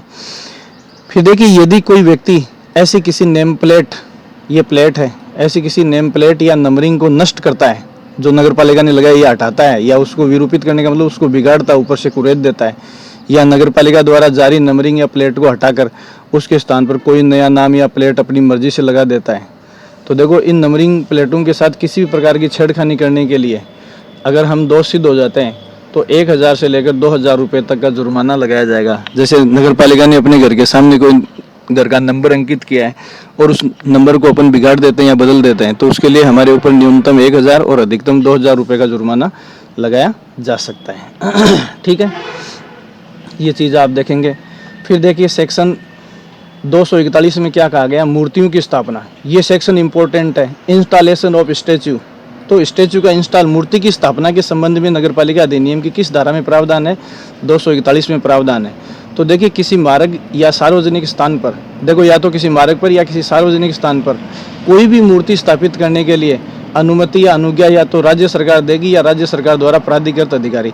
तो देखो नगर पालिका अपने क्षेत्र में, जैसे इस सीकर शहर में ही कोई नगर पालिका कोई स्टैच्यू स्थापित करना चाहती है, तो ये स्टैच्यू स्थापित करने से पहले किससे परमिशन लेनी पड़ेगी? या तो राज्य सरकार से, या राज्य सरकार ने इसके संबंध में कोई अधिकारी को पावर दे रखा है तो उस अधिकारी से नगर पालिका परमिशन लेकर ही ऐसी मूर्तियों की स्थापना कर सकेगी। तो 241वीं मूर्तियों की स्थापना के लिए नगर पालिका सक्षम नहीं है। नगर पालिका लगा सकती है, लेकिन ऐसा किसकी परमिशन पर? राज्य सरकार या उसके द्वारा अथॉराइज किसी अधिकारी के परमिशन पर ऐसा कर सकेगी। फिर देखिए यदि कोई व्यक्ति नगर पालिका की सीमाओं में इस प्रकार राज्य सरकार के पूर्व अनुमोदन के बिना, देखो कोई नगर पालिका अपनी सीमाओं में राज्य सरकार के पूर्व अनुमोदन के बिना कोई मूर्ति स्थापित कर देती है, या राज्य सरकार के अनुमोदन से स्थापित की गई मूर्ति को कोई नष्ट कर देता है, या तो राज्य सरकार की परमिशन के बिना कोई मूर्ति नगर पालिका लगा देती है, या राज्य सरकार की परमिशन से कोई मूर्ति लगाई गई है और उसको नगर पालिका नष्ट कर देती है या गिरा देती है या उसे विकृत कर देती है, और ये बात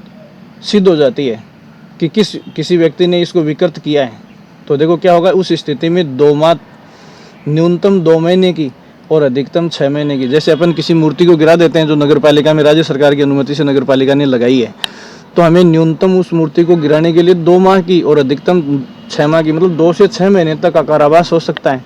तथा उसके साथ क्या किया जा सकता है, 25,000 से लेकर 50,000 रुपये तक का जुर्माना। तो देखो किसी मूर्ति को गिराने के लिए 2 से 6 महीने की कारावास हो सकती है और 25,000 से लेकर 50,000 रुपये तक का जुर्माना लगाया जा सकता है। तो ये देखो 2 सवाल हैं, किसकी परमिशन से? राज्य सरकार या राज्य सरकार द्वारा प्राधिकृत अधिकारी की परमिशन से नगर पालिका मूर्ति लगा सकेगी।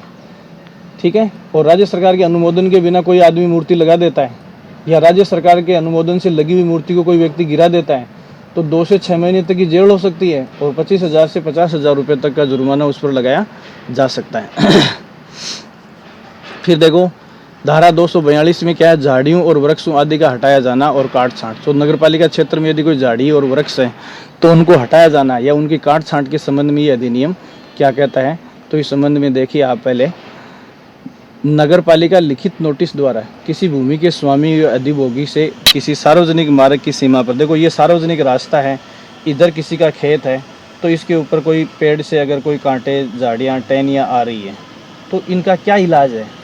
तो देखो सबसे पहले नगर पालिका इस भूमि की स्वामी या अधिभोगी को नोटिस देगी। कब? जब वो सार्वजनिक मार्ग पर फैली हुई है।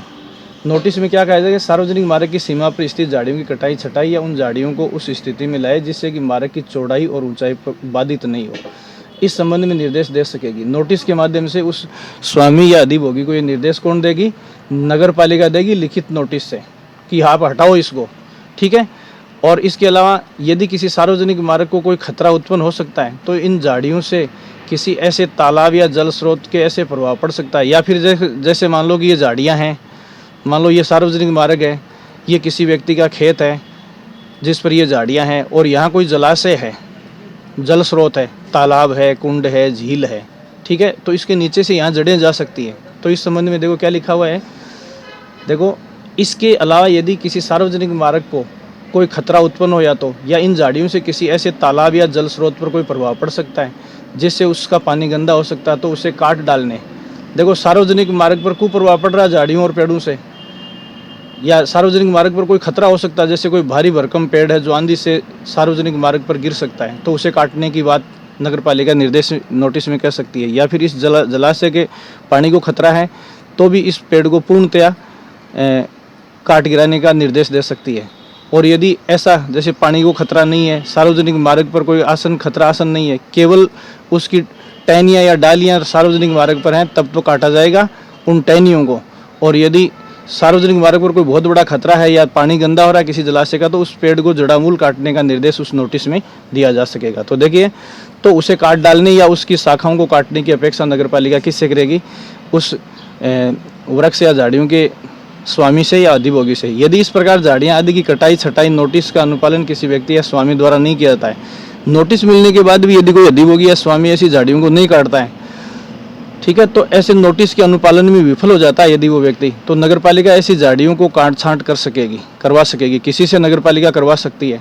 और काट छांट का जो खर्चा है वो उस भूमि के स्वामी या अधिभोगी से वसूला जाएगा जिसकी भूमि के ऊपर ऐसी झाड़ियाँ और वृक्ष उगे हुए हैं, और ये नगर पालिका यदि कटवाती है तो इस खर्चे को ठीक ऐसे ही वसूला जाएगा जैसे नगर पालिका की बकाया राशि या उधारी है उसके ऊपर। तो ये इस प्रकार इस वीडियो में अपन ने सेक्शन 242 तक 231 से 226 से 242 तक की अपनी चर्चा की है। बहुत ही इंपॉर्टेंट है, सजा और मीनिंग्स जो है वो आपको ठीक से देखने हैं। बाकी अपन नेक्स्ट वीडियो में चर्चा करेंगे। Thank you so much.